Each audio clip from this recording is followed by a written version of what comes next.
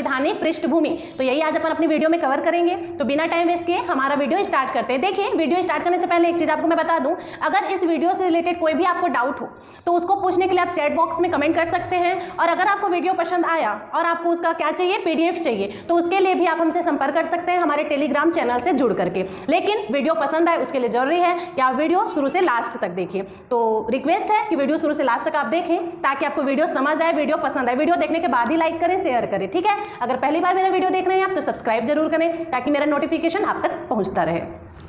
तो हमारा जो संविधान है, भारत का जो संविधान है, इसका जो इतिहास है जो हम पढ़ने वाले हैं, ऐतिहासिक पृष्ठभूमि, इसका शुरुआत होता है ब्रिटिश ईस्ट इंडिया कंपनी के भारत आगमन के बाद। देखिए, जो ब्रिटिश ईस्ट इंडिया कंपनी है कहाँ से आई थी? ब्रिटेन से आई थी, सबको पता है। तो जो ब्रिटिश ईस्ट इंडिया कंपनी है इसकी स्थापना हुई थी सन 1599 में। कब हुआ था?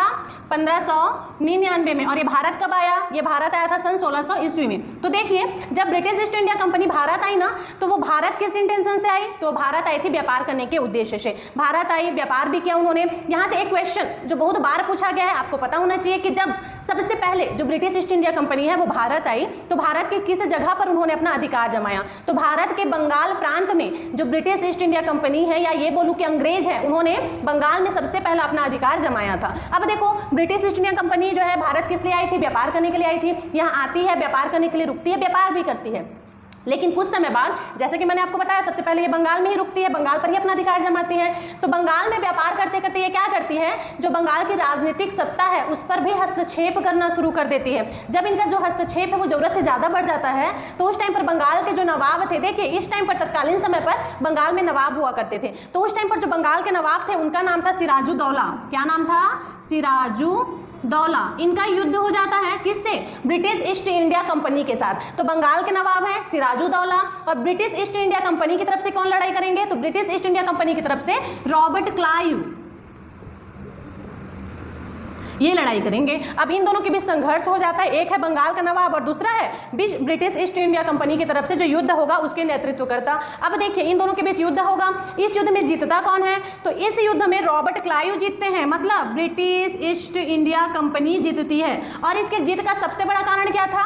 इसके जीत का सबसे बड़ा कारण था कि जो सिराजुद्दौला है उसका एक सेनापति था जिसका नाम था मीर जाफर। इसने क्या किया? इसने सिराजुद्दौला के साथ विश्वासघात किया और जाकर के वो रॉबर्ट क्लाइव के साथ मिल जाता है। जितनी उनकी सीक्रेट्स रहती हैं वो सारा इसको बता देता है। इस वजह से जो सिराजुद्दौला है, बंगाल के जो नवाब थे, वो हार जाते हैं, और जो रॉबर्ट क्लाइव है, या ये बोलूं कि ब्रिटिश ईस्ट इंडिया कंपनी है, वो जीत जाती है। तो इन दोनों का जो युद्ध हुआ ना, उस युद्ध को प्लासी के युद्ध के नाम से जाना जाता है। किस युद्ध के नाम से जाना जाता है? प्लासी के युद्ध के नाम से जाना जाता है। प्लासी का युद्ध हुआ कब था? तो प्लासी का युद्ध हुआ था 23 जून 1757 को। प्लासी का युद्ध कब हुआ था? 23 जून 1757 को। याद रखेंगे। देखिए, सबसे पहले अपन पढ़ रहे हैं प्लासी का युद्ध जो हुआ है 23 जून 1757 को। प्लासी का युद्ध किसके किसके बीच हुआ? तो जो प्लासी का युद्ध है वो बंगाल के तत्कालीन नवाब सिराजुद्दौला और ब्रिटिश ईस्ट इंडिया कंपनी के साथ हुआ। ब्रिटिश ईस्ट इंडिया कंपनी की तरफ से कौन लड़ रहे हैं? तो ब्रिटिश ईस्ट इंडिया कंपनी की तरफ से रॉबर्ट क्लाइव लड़ रहा है। इन दोनों के बीच युद्ध होता है जिसमें जो ब्रिटिश ईस्ट इंडिया कंपनी है, या ये बोलूं कि जो रॉबर्ट क्लाइव है, उसकी जीत होती है, सिराजुद्दौला हार जाते हैं। सिराजुद्दौला के हार का मुख्य कारण क्या था? तो सिराजुद्दौला के हार का मुख्य कारण था इसका सेनापति मीर जाफर, जो कि सिराजुद्दौला के साथ क्या करता है? विश्वासघात कर देता है और जाकर के रॉबर्ट क्लाइव के साथ मिल जाता है। इसी कारण से इस युद्ध में, प्लासी के युद्ध में, जो सिराजुद्दौला है वो हार जाते हैं और ब्रिटिश ईस्ट इंडिया कंपनी जीत जाती है। तो इस संपूर्ण युद्ध को क्या कहा जाएगा? इसको कहा जाता है प्लासी का युद्ध। अब प्लासी का युद्ध हुआ कब था? तो प्लासी का युद्ध हुआ था 23 जून 1757 को। देखिए, अब जो प्लासी का युद्ध हुआ उसमें अंग्रेज जीत गए, ब्रिटिश ईस्ट इंडिया कंपनी जीत गई, तो अंग्रेजों को बंगाल पर अधिकार मिल गया। ठीक है, बंगाल के नवाब थे क्योंकि सिराजुद्दौला, अब वो हार गए, तो बंगाल पर किसका अधिकार हो जाएगा? अंग्रेजों का अधिकार हो जाएगा। तो ये था प्लासी युद्ध। अब अपन चर्चा करेंगे बक्सर के युद्ध पर। ठीक है, क्या बताई मैं? बक्सर का युद्ध। बक्सर का युद्ध ये कब हुआ था? तो ये हुआ था 1764 में। डेट भी याद रखना चाहें तो आप रख सकते हैं, 22 अक्टूबर 1764 को क्या हुआ था? बक्सर का युद्ध हुआ था। अब देखो, बक्सर का युद्ध जो हुआ वो किसके किसके बीच हुआ था? क्वेश्चन बन जाता है। तो जो बक्सर का युद्ध हुआ था उसमें भी एक साइड पर कौन था? ब्रिटिश ईस्ट इंडिया कंपनी ही थी, और एक साइड पर कौन था? एक साइड पर थे बंगाल के नवाब, एक साइड पर थे अवध के नवाब, और एक साइड पर थे मुगल शासक। ठीक है। बंगाल के नवाब कौन थे? तो उस टाइम पर तत्कालीन समय की मैं बात कर रही हूँ, जिस टाइम पर क्या हुआ, बक्सर का युद्ध हुआ था, तो तत्कालीन टाइम पर जो बंगाल के नवाब थे वो थे मीर कासिम। अवध के नवाब कौन थे? तो अवध के नवाब थे सुजाउद्दौला, सुजाउद्दौला। और जो मुगल शासक हैं तो वो मुगल शासक कौन थे? ये थे शाह आलम द्वितीय।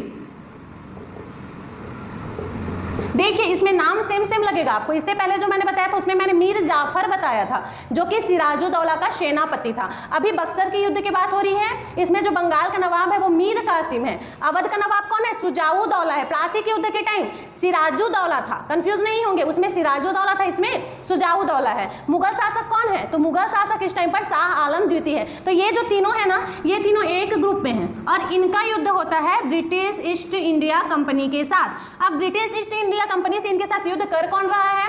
तो ब्रिटिश ईस्ट इंडिया कंपनी की तरफ से इनके साथ युद्ध कर रहे हैं हेक्टर मुनरो, हेक्टर मुनरो।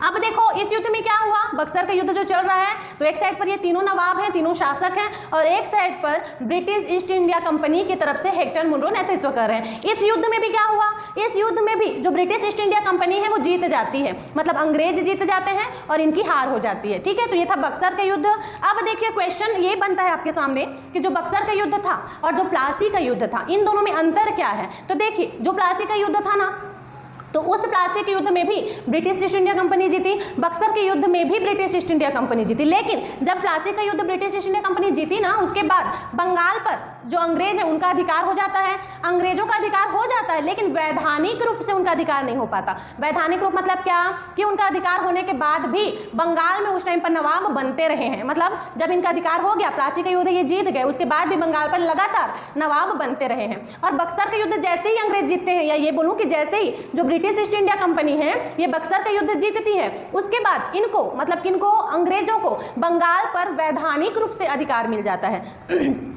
क्या बताइए, मैं एक बार फिर से रिवाइज करेंगे। प्लासी का युद्ध और बक्सर के युद्ध में अंतर देख रहे हैं हम लोग, है ना। जो प्लासी का युद्ध था उसमें भी अंग्रेज जीते, अंग्रेज जीत गए, बंगाल पर उनको अधिकार भी मिल गया, लेकिन वैधानिक रूप से उनको अधिकार नहीं मिल पाया। लेकिन जब बक्सर का युद्ध अंग्रेज जीतते हैं तो वैधानिक रूप से भी जो अंग्रेज हैं उनको बंगाल पर अधिकार मिल जाता है। यहाँ तक कॉन्सेप्ट क्लियर है? अब ठीक, अब देखो जैसे ही अंग्रेज बक्सर का युद्ध जीतते हैं, ठीक है, उन्होंने द्वैध शासन की शुरुआत कर दी। इन्होंने जीता कब? 1764 में बक्सर का युद्ध, तो 1765 में द्वैध शासन की शुरुआत हो जाती है, द्वैध शासन की शुरुआत हो जाती है। देखिए मैंने अभी आपको बताया प्लासी का युद्ध और बक्सर का युद्ध। तो प्लासी कहाँ पड़ता है? तो प्लासी पड़ता है पश्चिम बंगाल में, एक जिला है नदिया नाम का, ठीक है, उस जिले के अंतर्गत एक क्षेत्र है जिसको कहा जाता है प्लासी, ठीक, और वहीं युद्ध हुआ था, इसी कारण से उसको प्लासी का युद्ध कहा जाता है। बक्सर कहाँ पड़ता है? तो बक्सर बिहार के अंतर्गत एक जिला है जहां पर युद्ध हुआ था, इसलिए इसे बक्सर का युद्ध कहा जाता है। ठीक, अभी मैंने क्या बताया, जैसे ही 1764 में ये लोग बक्सर का युद्ध जीते हैं अंग्रेज, वैसे ही उसके जस्ट बाद 1765 में इन्होंने क्या किया, भारत में द्वैध शासन की शुरुआत कर दी। द्वैध शासन की शुरुआत कर दी मतलब क्या? देखिए जिस टाइम पर द्वैध शासन का शुरुआत हुआ ना, उस टाइम पर रॉबर्ट क्लाइव बंगाल के प्रथम गवर्नर जनरल थे। क्या बताई मैं? जिस टाइम पर द्वैध शासन की शुरुआत हुई उस टाइम पर जो रॉबर्ट क्लाइव हैं वे बंगाल के गवर्नर थे, गवर्नर जनरल नहीं थे, गवर्नर थे। इस टाइम पर गवर्नर जनरल का पोस्ट नहीं आया है, अभी सिर्फ गवर्नर थे, ठीक है। तो जो रॉबर्ट क्लाइव हैं वो बंगाल के गवर्नर थे। जब किस टाइम पर द्वैध शासन की शुरुआत है, उस टाइम पर देखो बंगाल के गवर्नर का जो टाइमिंग पीरियड है वो था 1757 से लेकर के 1760 तक, ठीक। इस टाइमिंग पीरियड में बंगाल के जो गवर्नर है वो थे रॉबर्ट क्लाइव, बंगाल के प्रथम गवर्नर थे। ये भी याद रखने क्योंकि क्वेश्चन में पूछ लिया जाएगा कि बंगाल का प्रथम गवर्नर कौन था। तो बंगाल का प्रथम गवर्नर रॉबर्ट क्लाइव थे, इनका टाइमिंग पीरियड 1757 से 1760 तक था। अब देखिए जो रॉबर्ट क्लाइव है ना, इन्होंने अपना 2 कार्यकाल पूरा किया। एक तो ये है 1757 से 1760 तक का, उसके बाद जैसे ही British East India company Buxar का युद्ध जीती सन 1764 में, तो रॉबर्ट क्लाइव को उसका दूसरा कार्यकाल देकर के भारत भेज दिया गया। दूसरा कार्यकाल मतलब 1765 से लेकर के 1767 का ये जो टाइमिंग पीरियड है ये भी रॉबर्ट क्लाइव को ही मिला था, मतलब ये उसका दूसरा कार्यकाल था। जैसे ब्रिटिश ईस्ट इंडिया कंपनी जो है क्या जीतती है, बक्सर का युद्ध जीतती है 1764 में, ठीक। उसके बाद 1765 में रॉबर्ट क्लाइव को फिर से उनका दूसरा कार्यकाल दिया जाता है और कार्यकाल देकर के उनको भारत भेज दिया जाता है। अब देखो रॉबर्ट क्लाइव भारत आ गए और जैसे ही ये भारत आते हैं 1765 में, तो उन्होंने तुरंत द्वैध शासन की शुरुआत कर दी। ठीक है, 1765 में द्वैध शासन की शुरुआत कर दी और द्वैध शासन चला कब तक? तो 1765 से लेकर के 1772 तक ये जो द्वैध शासन है ये चला था। याद रखेंगे टाइमिंग पीरियड द्वैध शासन की, ये कब से कब तक चला। स्टार्ट हुआ 1765 में और चला 1772 तक। यहाँ तक कॉन्सेप्ट क्लियर है? रॉबर्ट क्लाइव के बारे में कॉन्सेप्ट क्लियर है? ठीक। अब देखिए 1765 में एक तो द्वैध शासन की शुरुआत हुई और क्या हुआ, और 1765 में ही इलाहाबाद की संधि भी हुई।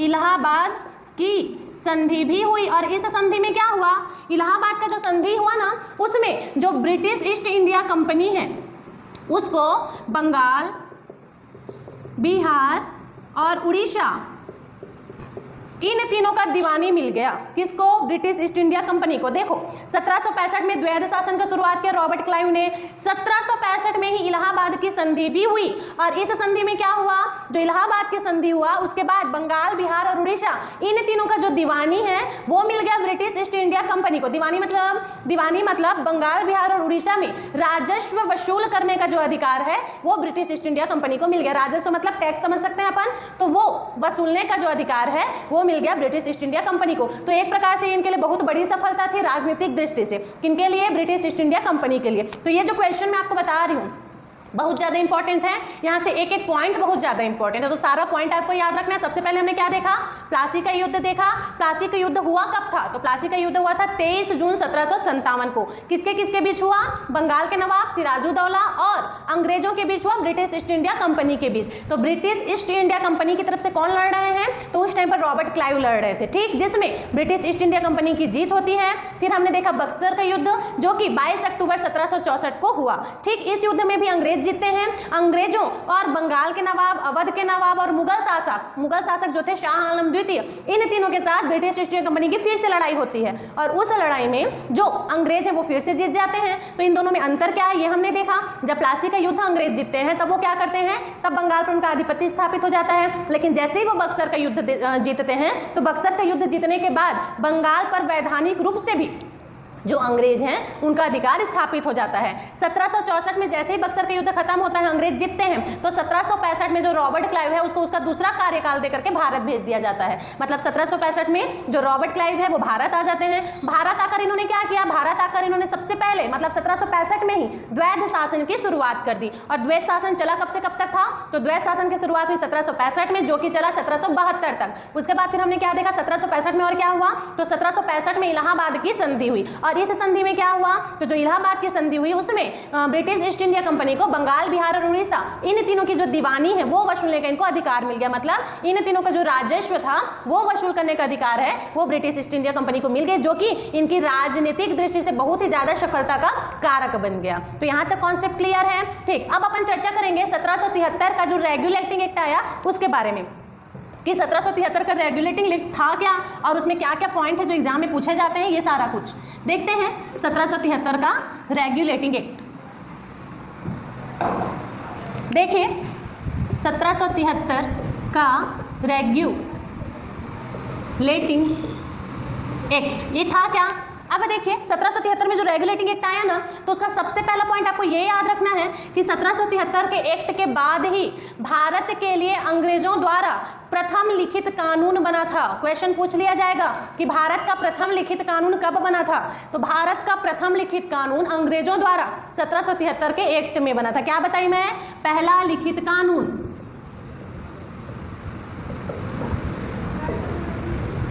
यह कानून जो है बंगाल में बनाया गया, अंग्रेजों के द्वारा बनाया गया, लेकिन भारत के लिए बनाया गया। ठीक, तो भारत के लिए अंग्रेजों द्वारा निर्मित प्रथम लिखित कानून 1773 के एक्ट के आधार पर बना था।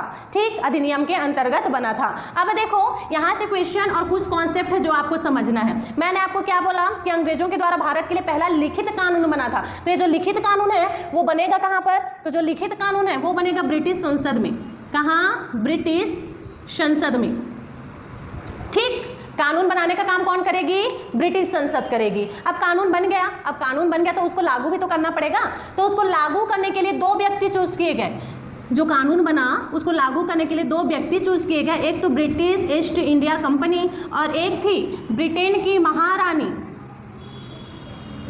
ब्रिटेन की महारानी। मतलब देखो ब्रिटिश संसद में कानून बनेगा। लिखित कानून का जो परंपरा है उसकी शुरुआत कब से हुई? तो लिखित कानून परंपरा की शुरुआत 1773 के रेगुलेटिंग एक्ट से हुआ। अब देखो कानून बन रहा है तो कानून कहीं ना कहीं पर तो बनेगा, तो वो कानून बनेगा कहाँ पर? ब्रिटिश संसद में बनेगा। अब कानून बन गया, अब उस कानून को लागू कौन करेगा? तो उस कानून को लागू करने के लिए दो लोग चूज किए गए, एक तो British East India company choose करी गई और एक जो ब्रिटेन की महारानी है वो चूज की गई। मतलब ये दोनों ही जो भी कानून ब्रिटेन की संसद से बनकर आएगी उसको लागू करने का काम करेंगे। ठीक, अब देखो इन दोनों को पता चला कि जो कानून है वो लागू हमने करना है, तो ये दोनों क्या किए, जो टाइमिंग था ना उसको आपस में बांट लेते हैं कि इतना से इतना टाइम तक हम कानून बनाएंगे, इतने से इतने टाइम तक तुम कानून बनाओगे। मतलब क्या, देखिए जो ब्रिटिश ईस्ट इंडिया कंपनी है ना वो 1773 से लेकर 1857 तक, ठीक है, जितने भी कानून बनेंगे, जितने भी एक्ट बनेंगे, जितने भी अधिनियम बनेंगे उसको लागू करने का काम करेगी ब्रिटिश ईस्ट इंडिया कंपनी। 1773 से लेकर के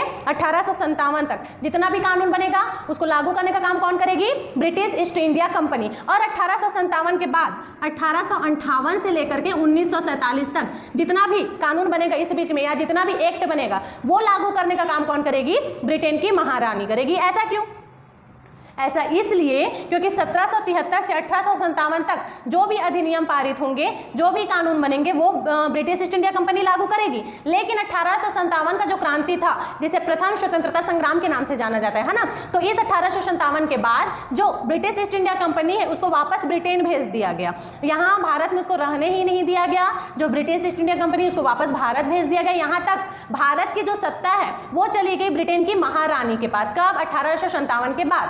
ठीक, इसी कारण से जब यहाँ ब्रिटिश ईस्ट इंडिया कंपनी ही नहीं रहेगी तो वो कानून कहाँ से लागू करेगी? इसलिए 1857 तक जितना भी कानून, जितना भी एक्ट, जितना भी अधिनियम बनेगा उसको लागू करने का काम ब्रिटिश ईस्ट इंडिया कंपनी करेगी। और 1857 के बाद 1858 से लेकर के स्वतंत्रता की प्राप्ति तक, मतलब 1947 तक जितने भी कानून बनेंगे, जितने भी एक्ट बनेंगे, जितने भी अधिनियम बनेंगे उसको लागू करने का काम जो रहेगा उसको ब्रिटेन की महारानी करेंगी। ठीक, अब अपन थोड़ा सा देख लेते हैं कि जो ब्रिटिश ईस्ट इंडिया कंपनी है इसने इस टाइमिंग के बीच में कौन कौन से अधिनियम बनाए, कौन कौन से कानून बनाए, ये सारे बात में हम चर्चा कर लेते हैं। इसको देखने के बाद फिर हम देखेंगे कि जो ब्रिटेन की महारानी है वो कौन कौन सा कानून बनाती है और किस टाइप से कानून बनाती है। तो अभी अपन क्या देखेंगे? सबसे पहले British East India company, British East India company, ठीक है, इसने कौन कौन से इंपॉर्टेंट कानून बनाए उसके बारे में देखेंगे। तो सिर्फ देखो इनके द्वारा बहुत सारा एक्ट बनाया गया है, बहुत सारा अधिनियम बनाया गया है, क्लियर है। लेकिन मैं सिर्फ वही आपको अधिनियम बताऊंगी जो बहुत ज़्यादा इंपॉर्टेंट है, एग्जाम में पूछे जाते हैं, एग्जाम की दृष्टि से भी इंपॉर्टेंट है, और जो बाकी अधिनियम है वो सिर्फ आपकी जानकारी के लिए इंपॉर्टेंट है, क्लियर है। तो अभी जो मैं क्लास ले रही हूँ वो आपके एग्जाम के लिए है ताकि आप अच्छे से प्रिपेयर कर सकें। तो इस कारण से जो मेरा इस वीडियो है ना, मेरे इस वीडियो में सिर्फ मैं इंपॉर्टेंट जो फैक्ट से रिलेटेड क्वेश्चन है वही आपके साथ शेयर करूंगी, कॉन्सेप्ट क्लियर करते करते, ताकि किसी भी प्रकार से आपको कंफ्यूजन ना हो। मैंने पहले ही बोला कि इस बीच में बहुत सारे एक्ट, बहुत सारे अधिनियम बने थे, लेकिन मैं जिस अधिनियम को बता रही हूं जो सिर्फ इंपॉर्टेंट है, ठीक है, सिर्फ वही मैं अधिनियम बताऊंगी जो एग्जाम की पॉइंट ऑफ व्यू से इंपॉर्टेंट है। तो स्टार्ट करते हैं, ब्रिटिश ईस्ट इंडिया कंपनी के द्वारा कौन कौन सा अधिनियम बनाया गया। तो सबसे पहला तो 1773 का जो एक्ट है उसके बारे में चर्चा करेंगे, उसके बाद 1784 का जो एक्ट है उसके बारे में चर्चा करेंगे, फिर 1813 का जो एक्ट है और लास्ट 1833 का जो एक्ट है। इन चारों पर हमको चर्चा करना है क्योंकि इन चारों से रिलेटेड बहुत सारे क्वेश्चन एग्जाम में पूछे गए हैं, बहुत बार पूछे गए हैं। ठीक, तो क्लास स्टार्ट करते हैं, पहले इसके बारे में चर्चा करना। तो अपन पहले देखेंगे 1773। तो 1773 का जो एक्ट आया ना, तो यहाँ से सबसे पहले चीज़ जो आपको जानना है कि 1773 के एक्ट को और किस नाम से जाना जाता है। तो 1773 का जो एक्ट है इसको रेगुलेटिंग एक्ट के नाम से जाना जाता है, रेगुलेटिंग एक्ट के नाम से जाना जाता है। अब देखो ये पता चल गया, नाम आपको स्पेशली याद रहना चाहिए कि 1773 के एक्ट को किस नाम से जाना जाता है। तो जो 1773 का एक्ट है रेगुलेटिंग एक्ट के नाम से जाना जाता है। अब यहाँ से पॉइंट कौन कौन सी याद रखनी है आपको, तो यहाँ से सबसे पहला पॉइंट जो आपको याद रखना है, जो मैंने पहले भी आपसे चर्चा कर चुका है इस बारे में, वो ये कि 1773 के एक्ट के अंतर्गत ही भारत के लिए अंग्रेजों द्वारा पहली बार लिखित कानून बनाया गया था। मतलब भारत का पहला लिखित कानून 1773 के रेगुलेटिंग एक्ट के तहत बना था। ठीक, दूसरा पॉइंट जो यहाँ से आपको याद रखना है कि 1773 के एक्ट के अंतर्गत ही जो बंगाल का गवर्नर था उसका पद को चेंज करके गवर्नर जनरल कर दिया गया। बंगाल में गवर्नर का पद होता था, अभी हमने चर्चा किया है, तो वही तो जो बंगाल का गवर्नर का पद होता था, बंगाल का गवर्नर का जो पद होता था उसको चेंज करके गवर्नर जनरल कर दिया गया। ठीक है, बंगाल का गवर्नर का पद चेंज कर दिया गया और चेंज करके गवर्नर जनरल कर दिया गया। 2 पॉइंट आपको यहाँ से पता चला। तीसरा पॉइंट आपको क्या याद रखना है? तीसरा पॉइंट आपको यहाँ से ये याद रखना है कि पहली बार सुप्रीम कोर्ट बनाने का जो प्रावधान है, ठीक है, वो इसी एक्ट के अंतर्गत रखा गया था। पहली बार भारत में सुप्रीम कोर्ट बनाने का जो प्रावधान है वो जो है 1773 के एक्ट के अंतर्गत ही रखा गया था। कहाँ बनाने का प्रावधान किया गया था? तो कलकत्ता के फोर्ट विलियम बिल्डिंग में सुप्रीम कोर्ट, सर्वोच्च न्यायालय बोलते हैं जिसको, है ना, सुप्रीम कोर्ट बनाने का, क्या बताई मैं, कलकत्ता के फोर्ट विलियम बिल्डिंग में पहली बार सुप्रीम कोर्ट बनाने का जो प्रावधान है वो रखा गया था 1773 के एक्ट के अंतर्गत। सिर्फ प्रावधान रखा गया, है ना, बनाया नहीं गया। ये बना कब? तो ये बना था सन 1774 में। 1774 में पहली बार सुप्रीम कोर्ट बनाया गया कलकत्ता के फोर्ट विलियम बिल्डिंग पर, लेकिन इसका प्रावधान कब रखा गया था? 1773 के रेगुलेटिंग एक्ट के अंतर्गत। इतनी चीजें हैं जो आपको याद रखनी है। 1773 के एक्ट के बारे में अपन जान रहे हैं, एक बार क्विक रिवीजन लेते हैं। देखिए, 1773 के एक्ट को सबसे पहला चीज रेगुलेटिंग एक्ट कहा जाता है। दूसरा पॉइंट क्या याद रखना है? भारत के लिए पहला जो लिखित कानून है वो आया था 1773 के एक्ट के ही अंतर्गत। तीसरा पॉइंट जो याद रखना है, बंगाल का जो गवर्नर का पद होता था उसको चेंज करके गवर्नर जनरल बना दिया गया। ठीक, चौथा, भारत का पहला सुप्रीम कोर्ट कलकत्ता के फोर्ट विलियम बिल्डिंग पर बनाएंगे, ऐसा प्रावधान किया गया किसमें? 1773 के एक्ट में। लेकिन सिर्फ प्रावधान किया गया, बनाया नहीं गया। बनाया कब गया? इस कोर्ट की स्थापना कब हुई? तो सुप्रीम कोर्ट की स्थापना सन 1774 में हुई थी। क्लियर है? अब देखो, सुप्रीम कोर्ट पर बात आई तो थोड़ा सा सुप्रीम कोर्ट पर चर्चा कर लेते हैं। जो सुप्रीम कोर्ट था, जो पहला सुप्रीम कोर्ट की स्थापना हुआ कलकत्ता में, है ना, तो उसकी विधि किस प्रकार से थी? तो वहां 1+3 का पैनल था। क्या था? 1+3 का पैनल था। 1+3 का पैनल था मींस क्या? एक मुख्य न्यायाधीश होंगे और 3 अन्य सहायक न्यायाधीश होंगे। ऐसी जो यहाँ की जो प्रतिबंध है ऐसे ही किया गया था। क्या बताई मैं?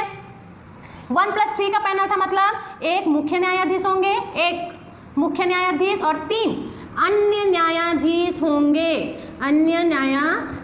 होंगे। इस प्रकार की व्यवस्था करी गई थी पहले सुप्रीम कोर्ट में। क्लियर? अब देखो, यहां से जो क्वेश्चन बनता है वो ये है कि जो एक मुख्य न्यायाधीश था, चीफ जस्टिस था, है ना, उसका नाम क्या था?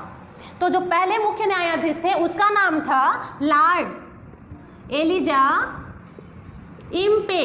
क्या बताई मैं? पहले जो मुख्य न्यायाधीश बने उनका नाम था लॉर्ड एलिजा इम्पे। याद रखेंगे, लॉर्ड एलिजा इम्पे। तो यहां तक जो पॉइंट है 1773 से रिलेटेड आपको याद रखना है, बहुत बार क्वेश्चन में पूछा जाता है। ठीक, एक और बात मैंने यहाँ पर करी कि जो बंगाल का गवर्नर था उसका पद को चेंज किया गया और गवर्नर से गवर्नर जनरल बना दिया गया। तो यहाँ पर क्वेश्चन में पूछ लिया जाता है कि जो गवर्नर थे उनका नाम बताइए, जो गवर्नर जनरल हुए उनका नाम बताइए। तो उसके बारे में थोड़ा सा देख लेते हैं कि बंगाल का पहला गवर्नर कौन था, उसके बाद गवर्नर जनरल कौन था, इसके बारे में थोड़ा सा चर्चा कर लेते हैं। तो देखिए, सबसे पहले तो बंगाल का पहला गवर्नर कौन था?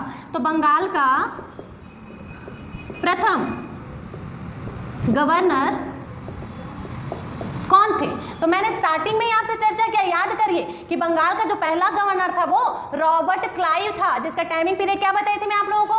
1757 से लेकर 1760 तक। तो वही है बंगाल का प्रथम गवर्नर कौन? Robert Clive. दूसरा क्वेश्चन यहां से जो बनेगा कि बंगाल का अंतिम गवर्नर कौन था? बंगाल का अंतिम गवर्नर कौन था? तो याद रखेंगे, बंगाल का अंतिम गवर्नर थे वॉरेन हेस्टिंग्स। क्लियर है? क्वेश्चन बन जाएगा, इसलिए एकदम ध्यान से समझेंगे, एकदम ध्यान से पढ़ेंगे। बंगाल का प्रथम गवर्नर कौन है?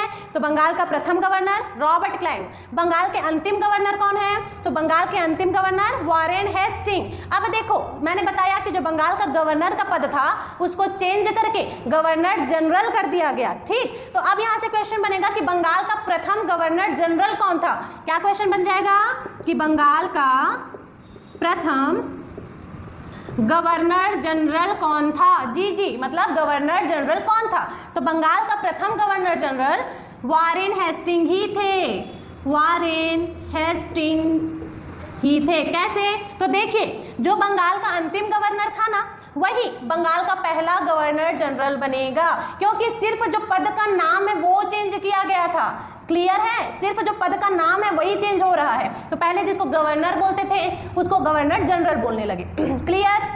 ठीक। तो जो अंतिम गवर्नर था वारेन हेस्टिंग, वही क्या बनेगा? पहला गवर्नर जनरल बनेगा। अब देखो क्वेश्चन बन जाएगा कि अंतिम गवर्नर जनरल कौन था? ये तो पहला गवर्नर जनरल हुआ, वारेन हेस्टिंग। ठीक। अब पूछ लिया जाएगा अंतिम गवर्नर जनरल कौन था? तो जो अंतिम गवर्नर जनरल थे वो थे विलियम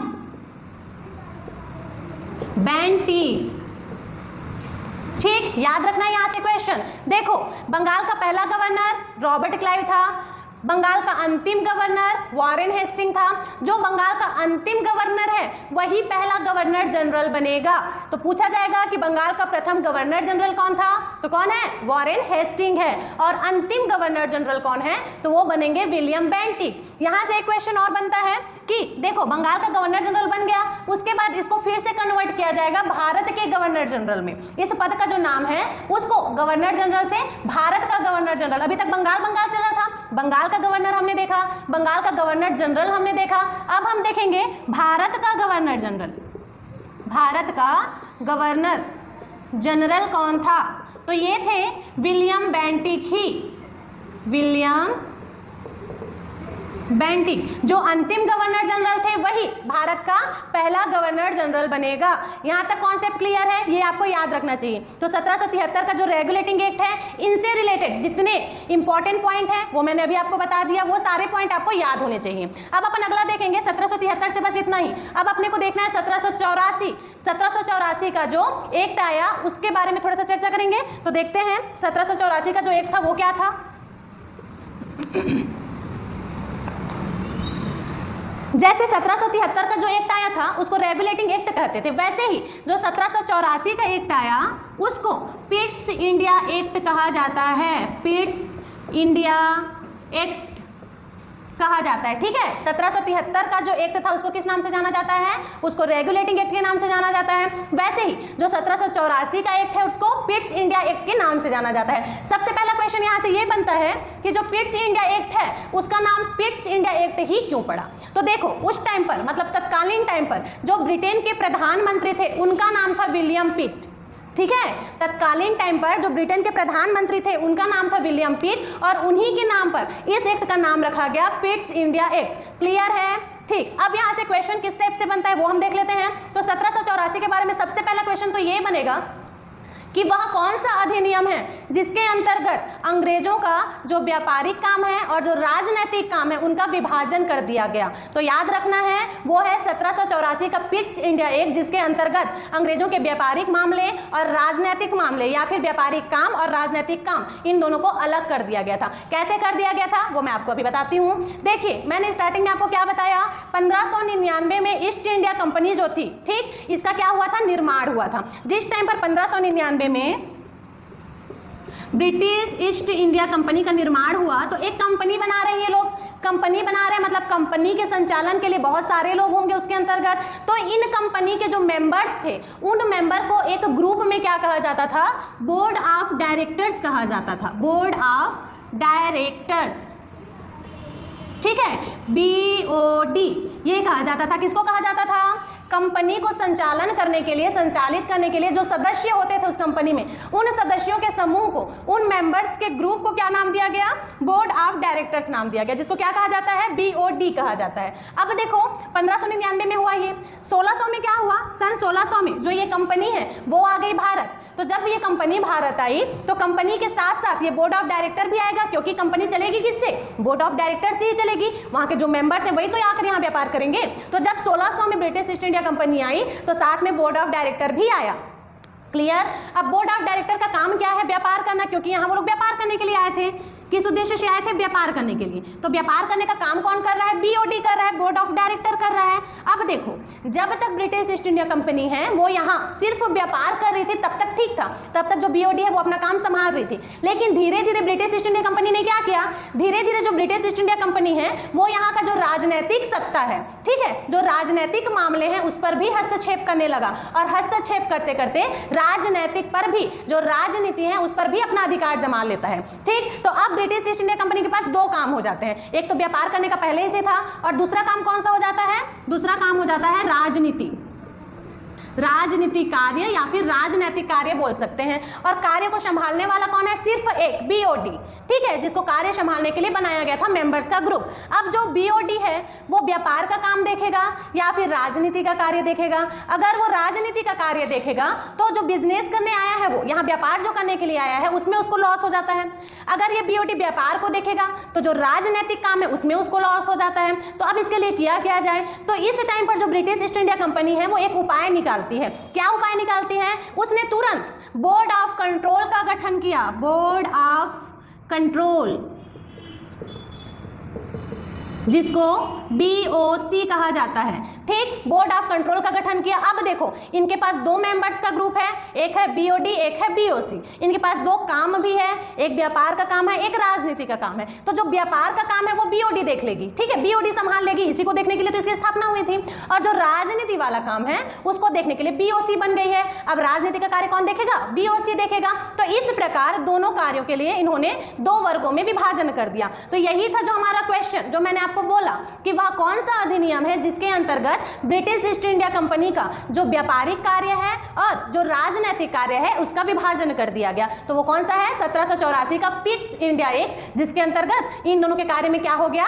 विभाजन कर दिया गया। तो यहां से एक पॉइंट आपको यही याद रखना है कि इसी के अंतर्गत क्या हुआ है? इनका जो काम है उसका विभाजन हुआ। दूसरा पॉइंट इसी में ही छुपा हुआ है कि बीओसी और बीओडी का गठन हो गया। तो ये था हमारा 1784 का पिट्स इंडिया एक्ट, जिसे क्या कहा जाता है? पिट्स इंडिया एक्ट कहा जाता है। 1784 के अधिनियम को और किस नाम से जाना जाता है? तो जो 1784 का अधिनियम था उसको पिट्स इंडिया एक्ट के नाम से जाना जाता है। और इस अधिनियम के अंतर्गत जो अंग्रेज थे, जो ब्रिटिश ईस्ट इंडिया कंपनी थी, उनका जो व्यापारिक काम है और जो राजनीतिक काम है, इन दोनों का क्या हो गया? विभाजन हो गया था। क्लियर है? अब अपन चर्चा करेंगे 1813 का जो अधिनियम था। क्या था 1813 का अधिनियम? तो देखिए, जैसे जो 1773 का अधिनियम हमने देखा उसको क्या कहा जाता था? उसको कहा जाता था रेगुलेटिंग एक्ट। 1784 का जो एक्ट हमने देखा उसे क्या कहा जाता था? उसे कहा जाता था पिट्स इंडिया एक्ट। वैसे ही जो 1813 का अधिनियम है उसे कहा जाता है चार्टर एक्ट। क्या कहा जाता है? Charter act. देखिए, 1813 के अधिनियम को कहा जाता है चार्टर एक्ट। क्लियर है? अब इसकी विशेषताएं, तो सबसे पहला पॉइंट यहां से आपको ये याद रखना है कि 1813 के अधिनियम के अंतर्गत ही जो ईसाई मिशनरी हैं उनको ईसाई धर्म का प्रचार प्रसार करने का अधिकार मिल गया। ईसाई मिशनरी मीन्स क्या? संप्रदाय, जैसे कि हिंदू धर्म होता है, मुस्लिम धर्म होता है, वैसे ही जो ईसाई संप्रदाय के लोग थे उनको इस अधिनियम के अंतर्गत भारत में ईसाई धर्म का प्रचार प्रसार करने का अधिकार मिल गया। ठीक, पहला पॉइंट क्या बताया मैंने? ईसाई मिशनरियों को भारत में ईसाई धर्म का प्रचार प्रसार करने का अधिकार किस अधिनियम के अंतर्गत मिला? तो 1813 के चार्टर एक्ट के अंतर्गत मिला था। क्लियर है? तो हमने पहला पॉइंट क्या देखा? 1813 का जो चार्टर एक्ट था, इसका पहला पॉइंट आपको याद रखना है कि जो ईसाई मिशनरी थे, है ना, उनको ये अधिकार दिया गया इस अधिनियम के अंतर्गत कि वो भारत में ईसाई धर्म का प्रचार प्रसार कर सकता है। तो पहला पॉइंट ये रहा। दूसरा पॉइंट आपको यहाँ से ये याद रखना है, 1813 के चार्टर एक्ट के अंतर्गत दूसरा पॉइंट ये याद रखेंगे कि इस अधिनियम के अंतर्गत ही जो ब्रिटिश ईस्ट इंडिया कंपनी है ना, ब्रिटिश ईस्ट इंडिया कंपनी है, इसका व्यापारिक एकाधिकार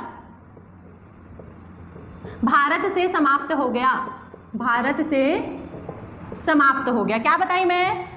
क्वेश्चन पूछ लिया जाता है कि ब्रिटिश ईस्ट इंडिया कंपनी का व्यापारिक एकाधिकार किस अधिनियम के अंतर्गत समाप्त हुआ? तो आपको याद रखना है 1813 का जो चार्टर एक्ट आया था इसके अंतर्गत ही जो ब्रिटिश ईस्ट इंडिया कंपनी है इसका जो व्यापारिक एकाधिकार है वो समाप्त हुआ। व्यापारिक एकाधिकार मतलब क्या? इससे पहले जो ब्रिटिश ईस्ट इंडिया है कंपनी है ना, उसको ये अधिकार था कि ब्रिटेन से या फिर विदेश से कोई और दूसरी कंपनी आकर के भारत में व्यापार नहीं करेगी। सिर्फ एक जो ब्रिटिश ईस्ट इंडिया कंपनी है सिर्फ वही आएगी और व्यापार करेगी भारत में। लेकिन जब ये अधिनियम आया ना, इस अधिनियम में ये क्लियर हो गया कि सिर्फ ब्रिटिश ईस्ट इंडिया कंपनी ही यहाँ व्यापार नहीं कर सकती, बल्कि और भी कंपनियां वहां से आ सकती हैं, यहाँ व्यापार कर सकती हैं। तो इसी को क्या कहा गया? व्यापारिक एकाधिकार भारत से समाप्त कर दिया गया। किस अधिनियम के अंतर्गत? 1813 के अधिनियम के अंतर्गत। ठीक, तो इतना 2 पॉइंट है जो आपको याद रखना है 1813 के चार्टर एक्ट से रिलेटेड। कौन कौन सा पॉइंट बताइए? सबसे पहला पॉइंट, ईसाई मिशनरियों को अधिकार दिया गया कि अपने धर्म का प्रचार प्रसार कर सकती है। दूसरा पॉइंट, यहाँ से ब्रिटिश ईस्ट इंडिया कंपनी का जो व्यापारिक एक अधिकार है उसको समाप्त कर दिया गया। तो यह था 1813 का चार्टर एक्ट। अब अपन देखेंगे 1833 का जो चार्टर एक्ट था उसमें क्या हुआ। 1833 का जो अधिनियम है ना उसको भी चार्टर एक्ट के नाम से ही जाना जाता था। तो क्या बताइए मैं, 1833 का चार्टर एक्ट, इसमें क्या हुआ? तो 1833 का जो चार्टर एक्ट था इसमें से सबसे पहला पॉइंट आपको ये याद रखना है कि जो बंगाल का गवर्नर जनरल का पद था, क्या था? बंगाल का जो गवर्नर जनरल का पद था उसको परिवर्तित करके, पद था उसको परिवर्तित किया गया और परिवर्तित करके भारत का गवर्नर जनरल बना दिया गया। भारत का गवर्नर जनरल बना दिया गया। ठीक, इससे पहले तक क्या था? 1833 से पहले तक बंगाल में गवर्नर जनरल का पद हुआ करता था। लेकिन 1833 के आने के बाद क्या हुआ? बंगाल का जो गवर्नर जनरल का पद था उसको चेंज कर दिया गया और चेंज करके भारत का गवर्नर जनरल बना दिया। तो पहला पॉइंट 1833 से रिलेटेड ये याद रखना है। दूसरा पॉइंट क्या याद रखेंगे? जो गवर्नर जनरल का कार्यकारिणी परिषद होता था, ठीक, गवर्नर जनरल का जो कार्यकारिणी परिषद होता था, कार्यकारिणी परिषद, इसमें जो सदस्य थे उनकी संख्या थी 3। क्लियर है? 1833 का चार्टर एक्ट हम लोग देख रहे हैं ना, कंफ्यूज नहीं होंगे। 1833 के चार्टर एक्ट के अंतर्गत पहला पॉइंट ये कि बंगाल का जो गवर्नर जनरल का पद है उसको चेंज करके भारत का गवर्नर जनरल बना दिया। दूसरा पॉइंट ये याद रखेंगे कि गवर्नर जनरल का जो कार्यकारिणी परिषद था, ठीक है, उसमें सदस्यों की संख्या थी 3। उसको 1833 के एक्ट आते ही, 1833 के एक्ट आने के बाद इसकी जो संख्या है उसको बढ़ाकर 4 कर दिया गया। इससे पहले तक 3 थे, इसके बाद इसको कितना कर दिया गया? 4 कर दिया गया। अब ये जो चौथा सदस्य इसमें ऐड हुआ वो कौन होगा? तो जो चौथा सदस्य ऐड होगा वो होगा भारत का विधि मंत्री। भारत का विधि मंत्री। अब यहां से क्वेश्चन बनता है कि भारत का वह पहला विधि मंत्री कौन था जो कि गवर्नर जनरल की कार्यकारिणी परिषद का सदस्य बना पहली बार? तो याद रखेंगे वो पहला विधि मंत्री था लॉर्ड मैकाले। लॉर्ड मैकाले नाम याद रखेंगे। क्या बताई मैं? गवर्नर जनरल का जो कार्यकारिणी परिषद थे उनमें पहले 3 सदस्य होते थे। पहले मतलब 1833 का एक्ट आया उससे पहले, लेकिन जैसे 1833 का चार्टर एक्ट आया इसकी जो संख्या है उसको बढ़ा दी गई और बढ़ाकर 4 कर दिया गया। अब 4 किया तो चौथा सदस्य कौन होगा? तो जो चौथा सदस्य होगा वो होगा भारत का विधि मंत्री। और भारत का विधि मंत्री कौन था? तो वो था लॉर्ड मैकाले, जिसको पहली बार इनमें सदस्यता मिली थी। क्लियर है? ठीक, तो ये था हमारा 1833 का चार्टर। इसके बाद इतने अधिनियम इंपॉर्टेंट हैं जो आपको याद रखना है, जिसका निर्माण किसके द्वारा हुआ, जिसका लागू किसके द्वारा किया गया? ब्रिटिश ईस्ट इंडिया कंपनी के द्वारा किया गया। अब इसके बाद क्या होगा? जो ब्रिटिश ईस्ट इंडिया कंपनी 1857 की क्रांति के बाद वापस चली जाएगी ब्रिटेन, और जो कानून लागू करने का काम है वो कौन करेगी? ब्रिटेन की महारानी जो भी होंगी वो करेंगी। क्लियर है? ठीक, तो अब अपन देखेंगे ब्रिटेन की महारानी द्वारा कौन कौन सा एक्ट बनाया गया, कौन कौन सा अधिनियम बनाया गया। तो देखते हैं अभी तक जितना भी एक्ट देखे उसको किसने लागू किया है? उसको लागू किया है ब्रिटिश ईस्ट इंडिया कंपनी ने। अब हम देखेंगे ब्रिटेन की महारानी के बारे में कि ब्रिटेन की महारानी ने कौन कौन सा अधिनियम बनाया। तो देखिए ब्रिटेन की महारानी, सबसे पहला चीज तो मैंने आपको बताया 1857 के बाद इसने कानून बनाना चालू किया है। तो 1857 के जस्ट 1 साल बाद का टाइम ले लीजिए, मतलब 1858 का टाइम ले लीजिए। तो पहला अधिनियम अपने को देखना है 1858 का। उसके बाद देखेंगे 1909 का, ठीक है, फिर देखेंगे 1919 का एंड लास्ट 1935 का। तो इतने अधिनियम है, इतने एक्ट हैं जो हमको देखना है, जो कि ब्रिटेन की महारानी द्वारा लागू किया गया। देखो अभी भी कानून बनाएगी कौन? तो अभी भी कानून बनाने का जो काम है वो ब्रिटिश संसद करेगी। उसको अब लागू कौन करेगा? तो उसको लागू करेगी ब्रिटेन की महारानी। और ब्रिटेन की महारानी है कहाँ? तो जो ब्रिटेन की महारानी है वो ब्रिटेन में बैठी हुई है। तो जब ब्रिटेन की महारानी जो कानून लागू करेगी वो ब्रिटेन में बैठी हुई है, तो भारत का शासन प्रशासन कौन देखेगा? तो भारत का जो शासन प्रशासन है देखने के लिए ये जो ब्रिटेन की महारानी है वो भारत में एक अधिकारी नियुक्त की हुई है, और उसी अधिकारी को क्या कहा जा रहा है? उसी अधिकारी को भारत का गवर्नर जनरल कहा जा रहा है। Governor general. कहा जा रहा है। क्लियर? क्या समझाई मैं? देखो अब जब 1857 के बाद कानून कौन बनाएगा? कानून तो ब्रिटिश संसद ही बनाएगी। मतलब कानून कौन बना रही है? ब्रिटिश संसद। ठीक, संसद। इसको लागू कौन करेगा? इसको लागू अब करेगी महारानी, ब्रिटेन की महारानी। ब्रिटेन की महारानी है कहाँ? तो ब्रिटेन की महारानी ब्रिटेन में बैठी हुई है। तो जब ये ब्रिटेन में बैठी है तो भारत की प्रशासनिक व्यवस्था कौन संभालेगा? तो भारत का प्रशासनिक व्यवस्था संभालने के लिए जो ब्रिटेन की महारानी है वो यहाँ एक अधिकारी नियुक्त करेगी। और वो अधिकारी कौन होगा? तो वो ही अधिकारी होगा भारत का गवर्नर जनरल, जिसको ब्रिटेन की महारानी नियुक्त करे रहेगी। क्लियर है? ठीक, तो अब अपन देखेंगे 1858 का अधिनियम। देखो सबसे पहला पॉइंट यहाँ से ये याद रखना है आपको कि जो 1858 का अधिनियम है उसको और किस नाम से जाना जाता है? तो जो 1858 का अधिनियम है उसको भारत शासन अधिनियम के नाम से जाना जाता है। किस नाम से जाना जाता है? भारत शासन अधिनियम के नाम से जाना जाता है। तो इसके बारे में सबसे पहला चीज, जैसे कि 1773 का जो अधिनियम था उसको रेगुलेटिंग एक्ट के नाम से जाना जाता था, 1784 के अधिनियम को ईस्ट इंडिया एक्ट के नाम से जाना जाता था, वैसे ही जो 1858 का अधिनियम है उसको भारत शासन अधिनियम के नाम से जाना जाता है। तो यहाँ से सबसे पहला क्वेश्चन जो बनेगा वो आपको याद रखना है कि जो भारत शासन अधिनियम है 1858, इसका घोषणा कब किया गया और कहाँ किया गया? ठीक, ये सबसे पहला क्वेश्चन। तो जो 1858 का घोषणा है, ठीक है, ये हुआ था जो भारत शासन अधिनियम है ये बना कहाँ? तो जो भारत शासन अधिनियम है ये बना था 1 नवंबर 1858 को बना। दूसरा क्वेश्चन, कहाँ हुआ लागू, कहाँ की गई इसकी घोषणा? तो इसकी घोषणा की गई थी इलाहाबाद दरबार में। इलाहाबाद दरबार में। क्या बताई मैं? क्वेश्चन क्या बन रहा है कि जो भारत शासन अधिनियम है इसका घोषणा कब हुआ और कहां पर हुआ? तो इसका घोषणा हुआ 1 नवंबर 1858 को और कहां हुआ? इलाहाबाद दरबार में हुआ। देखो जो मैंने अभी आपको बताया था कि जो ब्रिटेन की महारानी है वही ये अधिनियम लागू कर रही है। अब वो क्या करेगी? उस अधिनियम को, मतलब वो एक घोषणा पत्र होगा, पत्र के स्वरूप में होगा, उस घोषणा पत्र को जो भारत में अपना अधिकारी नियुक्त करके रखी है यहाँ का शासन संभालने के लिए, जिसको क्या कहा जाता है? भारत का गवर्नर जनरल कहा जाता है। तो उस अपने घोषणा पत्र को वो भेजेगी गवर्नर जनरल के पास और वो जो गवर्नर जनरल रहेगा वो उस घोषणा पत्र को पकड़ेगा और उसको लेकर चला जाएगा इलाहाबाद दरबार। ठीक, और इलाहाबाद दरबार में जाकर के उस घोषणा पत्र में जो जो लिखा होगा उसको वो सुनाएगा। तो उस टाइम का, जिस टाइम पर 1858 का भारत शासन अधिनियम जब इलाहाबाद दरबार में जाकर सुनाया गया तो उस टाइम पर भारत का गवर्नर जनरल कौन था? तो उस टाइम पर भारत का जो गवर्नर जनरल था वो था लॉर्ड कैनिंग। कौन था? Lord Canning. अब देखो ब्रिटेन की महारानी घोषणा पत्र भेज दी लॉर्ड कैनिंग के पास। लॉर्ड कैनिंग वो घोषणा पत्र को लेगा और जाएगा इलाहाबाद दरबार और वहां सबके सामने वो घोषणा पत्र खोलेगा और खोल करके सुनाएगा। तो उस घोषणा पत्र में लिखा क्या है? तो उस घोषणा पत्र में जो लिखा हुआ था उसका सबसे पहला पॉइंट याद रखेंगे, जो भारत का गवर्नर जनरल का पद है, ठीक, भारत का जो गवर्नर जनरल का पद है उसको चेंज करके वायसराय बनाया गया।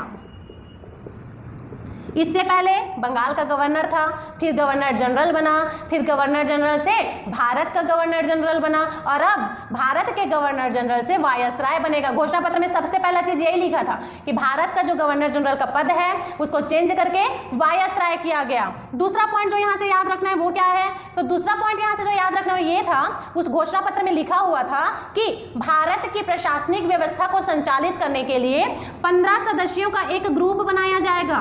15 सदस्यों का एक ग्रुप, एक समूह बनाया जाएगा और उन 15 सदस्यों में से एक मुखिया चुना जाएगा और जो मुखिया रहेगा उसको नाम दिया जाएगा सचिव। क्लियर है? जो घोषणा पत्र महारानी ने भेजा उस घोषणा पत्र में क्या लिखा था? तो सबसे पहले तो ये लिखा था कि भारत का जो गवर्नर जनरल का पद है उसको चेंज करके वायसराय कर दिया जाएगा। दूसरा ये लिखा था कि 15 सदस्यों का एक ग्रुप बनाया जाएगा भारत की शासन व्यवस्था को संचालित करने के लिए और उन 15 सदस्यों में से एक मुखिया चुना जाएगा और उस मुखिया को क्या बोलेंगे? उस मुखिया को सचिव बोलेंगे। तो यहाँ से एक क्वेश्चन बनकर निकलता है, वो क्या था? तो क्वेश्चन ये बनेगा कि सचिव पद का निर्माण किस अधिनियम के अंतर्गत हुआ? भारत में सचिव पद का निर्माण किस अधिनियम के अंतर्गत हुआ? तो याद रखेंगे 1858 का भारत शासन अधिनियम के अंतर्गत जो सचिव पद है इसका निर्माण हुआ था। क्लियर है। अब देखो ये जो सचिव बनेगा ना भारत का, ये भारत का जो सचिव वो लंदन में बैठेगा, भारत में नहीं बैठेगा। तो वो भारत की तरफ से लंदन में जाकर बैठेगा और लंदन से मतलब ब्रिटेन से, जो ब्रिटेन की महारानी है वो भारत का कार्यभार संभालने के लिए वायसराय बनाएगी, और जो वायसराय है वो कहाँ बैठेगा, वो भारत में बैठेगा।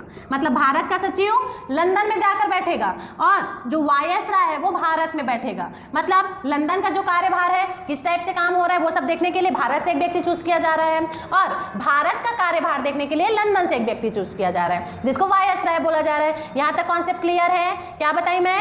जो भारत का सचिव होगा वो लंदन में बैठेगा और जो वायसराय चूज किया जाएगा वो कहां बैठेगा, वो बैठेगा भारत में। तो इस प्रकार से 1858 का जो भारत शासन अधिनियम है इसमें ये सारी चीजें हुई थी। तीसरा पॉइंट क्या हुआ? पहला पॉइंट क्या बताई मैं? जो गवर्नर जनरल का पद है वो वायसराय में कन्वर्ट हो गया, सचिव पद की नियुक्ति हुई। और तीसरा ये याद रखेंगे कि 1858 के अधिनियम के अंतर्गत ही जो ब्रिटिश ईस्ट इंडिया कंपनी है ये पूरी तरह से समाप्त हो गया। मतलब ब्रिटिश ईस्ट इंडिया कंपनी का जो अधिकार था भारत पर वो पूरी तरह से समाप्त हो गया। तो ये 3 पॉइंट जो आपको यहाँ से याद रखने हैं। क्लियर है? ठीक। अब अपन देखेंगे 1909 के अधिनियम में क्या क्या बातें हुई। ये था 1858 का भारत शासन का अधिनियम, जो आपको समझ आ गया होगा। 3 पॉइंट हमने देखा। पहला पॉइंट क्या बताई मैं? भारत का जो गवर्नर जनरल का पद है वो वायसराय कर दिया गया, सचिव पद की नियुक्ति हुई। और तीसरा मैंने क्या बताया? जो ब्रिटिश ईस्ट इंडिया कंपनी है इसका अधिकार भारत से पूरी तरह से समाप्त कर दिया गया। किस अधिनियम के अंतर्गत? 1858 का जो भारत शासन अधिनियम है उसके अंतर्गत। क्लियर है? अब हम देखेंगे 1909 का जो एक्ट था उसके बारे में। 1909 का एक्ट क्या बोल रहा है भाई, देखते हैं। देखिए 1909 का जो अधिनियम है ना, इसके बारे में सबसे पहले तो आपको यही जानना है कि जो 1909 में जो अधिनियम आया, इस अधिनियम को और एक नाम से जाना जाता है। वो कौन सा नाम है? मार्ले मिंटो सुधार अधिनियम। तो पहला क्वेश्चन तो यहीं से बन जाएगा कि मार्ले मिंटो सुधार अधिनियम किस अधिनियम को कहा जाता है। तो मार्ले मिंटो सुधार अधिनियम जो 1909 का अधिनियम था उसको कहा जाता है। या क्वेश्चन पूछ लिया जाएगा कि 1909 का जो अधिनियम है उसको किस और नाम से जाना जाता है, तो उसको जाना जाता है मार्ले मिंटो सुधार अधिनियम के नाम से। अब देखो जो मार्ले है ना, मतलब इनका नाम था लॉर्ड मार्ले। ये कौन है? तो जो लॉर्ड मार्ले है वो भारत का सचिव है, जिसका पद अभी हमने देखा, अभी निर्माण हुआ था 1858 में, वही सचिव। तो लॉर्ड मार्ले कौन है? ये भारत का सचिव है। मिंटो कौन है? मिंटो मतलब मिंटो द्वितीय की बात हो रही है यहाँ पर, मिंटो द्वितीय, लॉर्ड मिंटो है ना, इसका भी पूरा नाम लॉर्ड मिंटो द्वितीय था। ये जो है भारत का वायसराय है। कौन है? भारत का वायसराय है। मार्ले मिंटो सुधार अधिनियम, जो लॉर्ड मार्ले है वो भारत का सचिव है, जो लॉर्ड मिंटो 2 है वो भारत का वायसराय है। पहला चीज ये याद रखेंगे। अब देखो 1909 में हुआ क्या। तो सबसे पहला चीज 1909 में, पहला पॉइंट आपको याद रखना है कि 1909 में सांप्रदायिक निर्वाचन प्रणाली की शुरुआत हुई। क्या बताई मैं? सांप्रदायिक निर्वाचन प्रणाली की शुरुआत हुई। ठीक। सांप्रदायिक निर्वाचन प्रणाली मतलब क्या? इससे पहले तक निर्वाचन प्रणाली मतलब समझते हैं ना, वोटिंग सिस्टम, जो चुनाव अपन करते हैं। तो इससे पहले तक जो निर्वाचन प्रणाली थी ना वो एक हुआ करती थी, मतलब सभी धर्म के लिए एक होता था। लेकिन क्या हुआ 1909 में जो मुस्लिम लीग थे उन्होंने पृथक निर्वाचन की मांग करी, इसलिए 1909 में सांप्रदायिक निर्वाचन प्रणाली की शुरुआत हुई। क्वेश्चन बन जाएगा कि सांप्रदायिक निर्वाचन प्रणाली की शुरुआत किस अधिनियम के अंतर्गत हुई। तो सांप्रदायिक निर्वाचन प्रणाली की शुरुआत 1909 के अंतर्गत हुई थी। क्लियर? दूसरा पॉइंट यहां से ये याद रखेंगे कि कितने लोगों को या कितने धर्मों को पृथक निर्वाचन दिया गया 1909 के अंतर्गत। तो 1909 के अंतर्गत, 1909 के अधिनियम के अंतर्गत सिर्फ एक मुस्लिम लीग को ही पृथक निर्वाचन दिया गया था। याद रखेंगे 1909 के अधिनियम में पहला पॉइंट क्या बन रहा है कि सांप्रदायिक निर्वाचन प्रणाली की शुरुआत हुई और सिर्फ मुस्लिम लीग को ही पृथक निर्वाचन दिया गया था।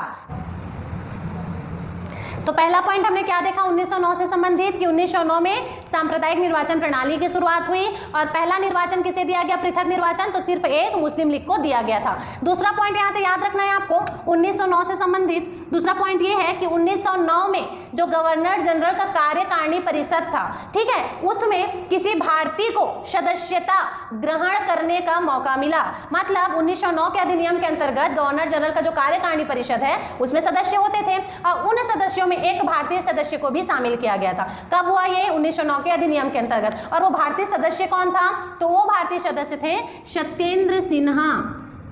सत्येंद्र सिन्हा कौन है ये, गवर्नर जनरल का जो कार्यकारिणी परिषद है उसमें शामिल होने वाले भारतीय, प्रथम भारतीय का नाम है सत्येंद्र सिन्हा या फिर सत्येंद्र प्रसाद सिन्हा भी बोल सकते हैं। तो 1909 से संबंधित दो चीजें मैंने आपको बताई।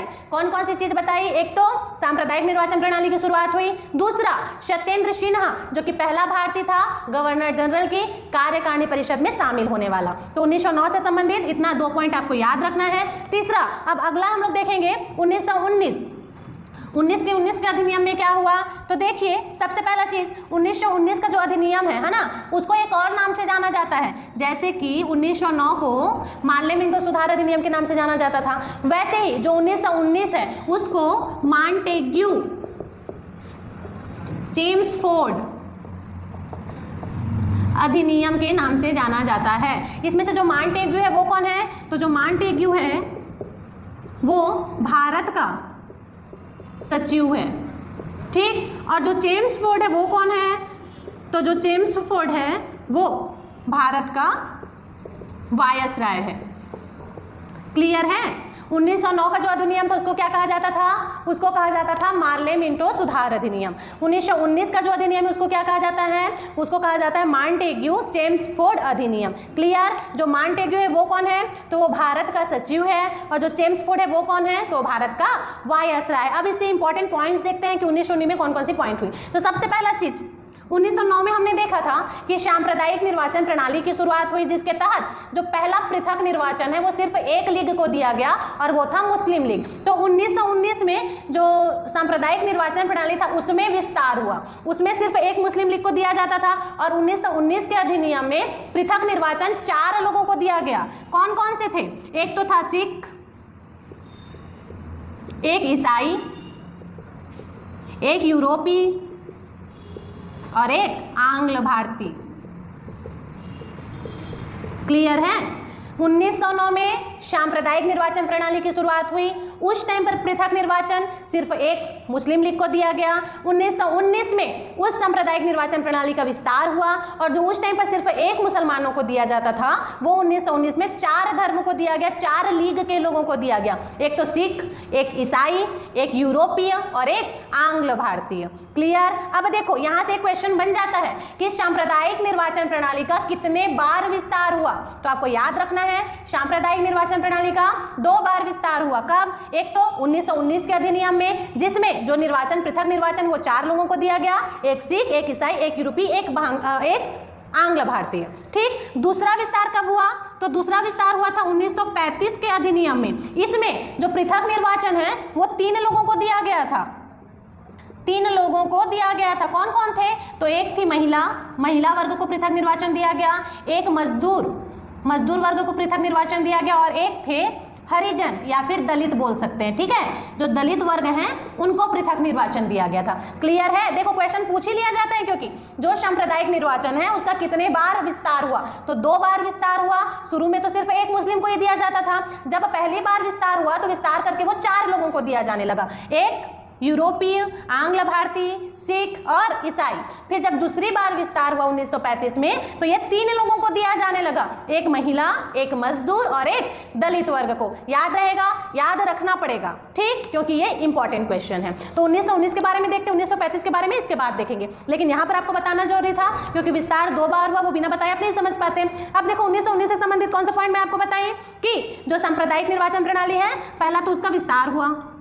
दूसरा पॉइंट आपको क्या याद रखना है कि 1919 में प्रांतीय द्वैध शासन की शुरुआत हुई। क्या बताई मैं, प्रांतीय द्वैध शासन की शुरुआत हुई। प्रांतीय द्वैध शासन की शुरुआत हुई मतलब क्या, द्वैध शासन मतलब होता है दोहरा शासन। ठीक, दोहरा शासन मतलब दो जगह से शासन किया जाएगा, एक तो प्रांत, एक केंद्र। प्रांत में द्वैध शासन की शुरुआत कब से हुई? 1919 से हुई। और केंद्र में द्वैध शासन की शुरुआत कब से हुई? तो केंद्र में 1935 से हुई। याद रखेंगे, प्रांतों में द्वैध शासन की शुरुआत 1919 और केंद्र में द्वैध शासन की शुरुआत 1935। जब प्रांत में द्वैध शासन समाप्त हुआ, कब हुआ? 1935 में। तो जैसे ही प्रांत में द्वैध शासन समाप्त हुआ वैसे ही केंद्र में द्वैध शासन शुरू हो गया। मतलब क्या? प्रांत में द्वैध शासन की शुरुआत 1919 में हुई और समापन 1935 में हुआ। वैसे ही केंद्र में द्वैध शासन की शुरुआत 1935 में थी, जैसे यहाँ समाप्त हुआ वैसे वहाँ स्टार्ट हो गया। ठीक, अब देखिए, जो केंद्र है वहाँ ये द्वैध शासन में कानून कौन बनाएगा? तो द्वैध शासन के लिए जो केंद्र है वहाँ कानून बनाएंगे गवर्नर जनरल। गवर्नर जनरल मतलब जीजी। क्लियर? और प्रांत में कौन बनाएगा? तो प्रांत में कानून बनाने का काम करेंगे गवर्नर। ठीक, इसको थोड़ा सा बड़ा लिखते हैं तब आप लोग अच्छे से समझ आएगा।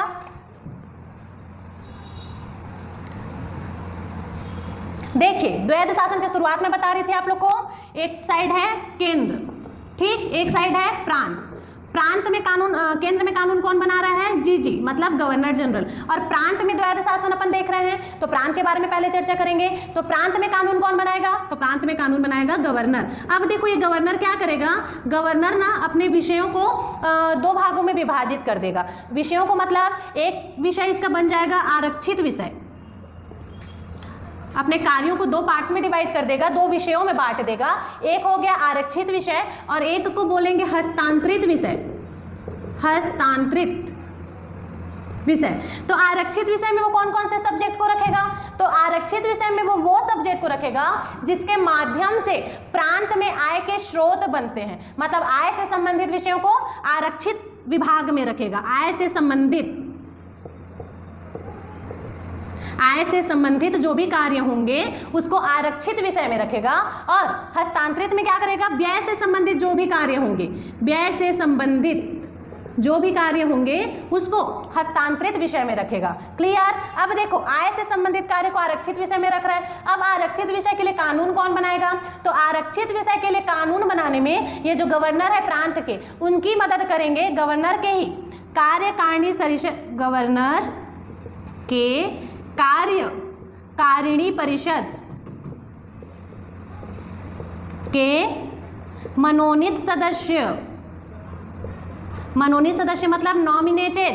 ठीक, क्या बताई मैं? देखो, जो प्रांत में गवर्नर है, द्वैध शासन की शुरुआत की बात हो रही है, तो प्रांत में द्वैध शासन के लिए कानून गवर्नर बनाएगा। गवर्नर अपने विषयों को दो पार्ट्स में डिवाइड कर देगा, एक हो जाएगा आरक्षित, ठीक, और दूसरा हो जाएगा हस्तांतरित। आरक्षित विषय में क्या रखेगा? वो आय से संबंधित जितने भी कार्य हैं उसको आरक्षित विषय में रखेगा और व्यय से संबंधित जितने भी कार्य हैं उसको हस्तांतरित विषय में रखेगा। आरक्षित विषयों पर कानून कौन बनाएगा?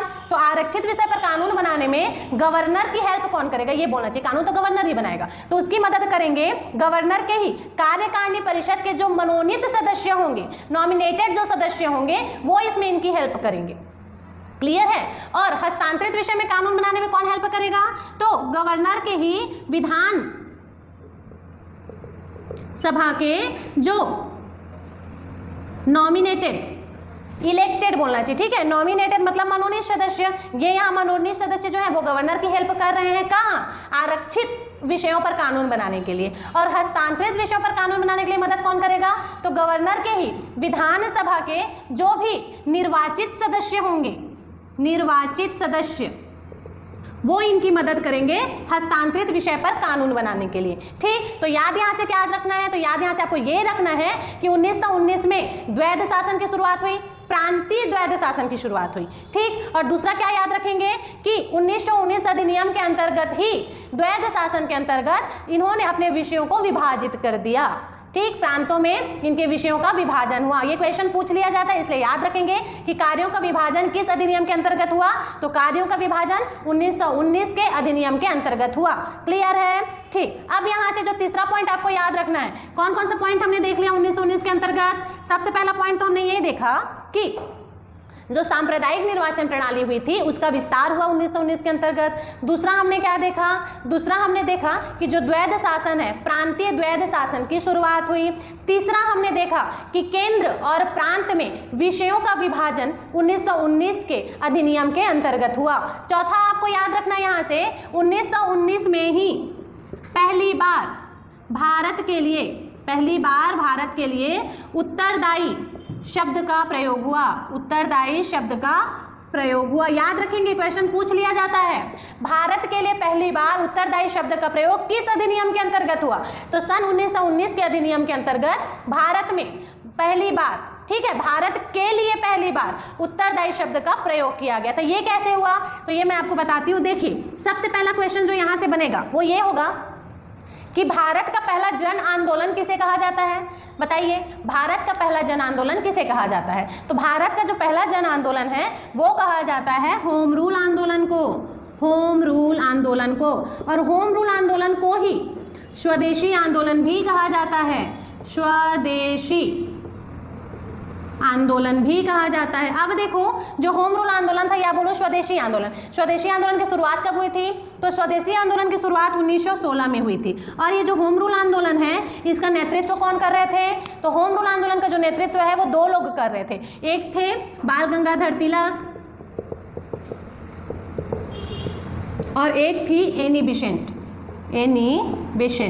तो मैंने क्या बताया आप लोगों को? जो बाल गंगाधर तिलक है ना, और जो एनी बेसेंट है वो होम रूल आंदोलन का क्या कर रही थी? नेतृत्व कर रही थी। सन 1916 में होम रूल आंदोलन प्रारंभ हुआ, जिसे स्वदेशी आंदोलन के नाम से भी जाना जाता है। भारत में 2 स्थानों से ये आंदोलन हुआ था। कहाँ कहाँ? एक तो महाराष्ट्र, एक मद्रास। महाराष्ट्र में जो होम रूल आंदोलन है इसका नेतृत्व कर रहे थे बाल गंगाधर तिलक, ठीक। महाराष्ट्र से कौन कर रहे हैं? तिलक जी कर रहे हैं। और मद्रास से कौन कर रही है? तो मद्रास से एनी बेसेंट कर रही थी।